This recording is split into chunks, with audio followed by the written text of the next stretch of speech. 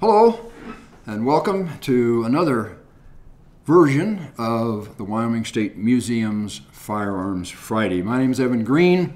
I'm a volunteer at the museum, and two of my favorite subjects are history and guns. So I'm blessed with the opportunity to be assisting the staff in updating the inventory of the firearms in the museum's permanent collection.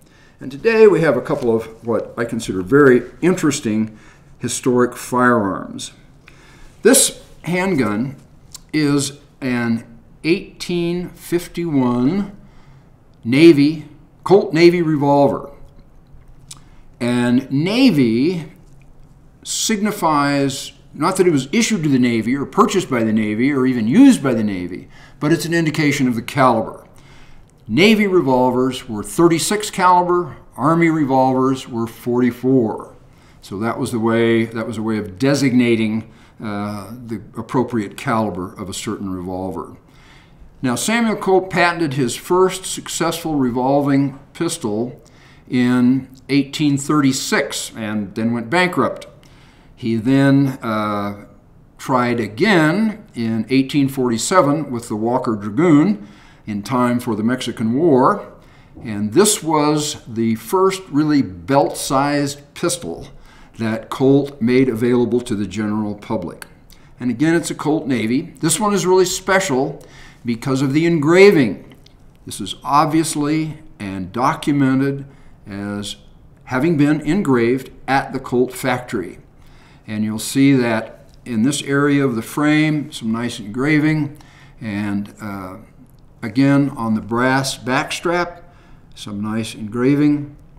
And what's unique and common to several engraved Colts that we've looked at is that there's a wolf's head, the outline of a wolf's head on the hammer. Now, I'm not going to cock this revolver because, again, it's over 150 years old now, and we don't want to disturb it. But you can tell it's unloaded. There are no caps on the nipples, and again, every firearm that we take out of the vault is checked and double-checked.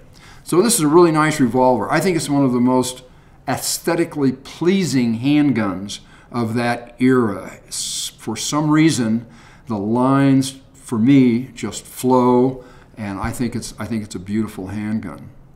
And it was manufactured in like the second year, 1852, by the serial number on this particular Colt Navy revolver. Now we have another handgun that looks a lot different, doesn't it?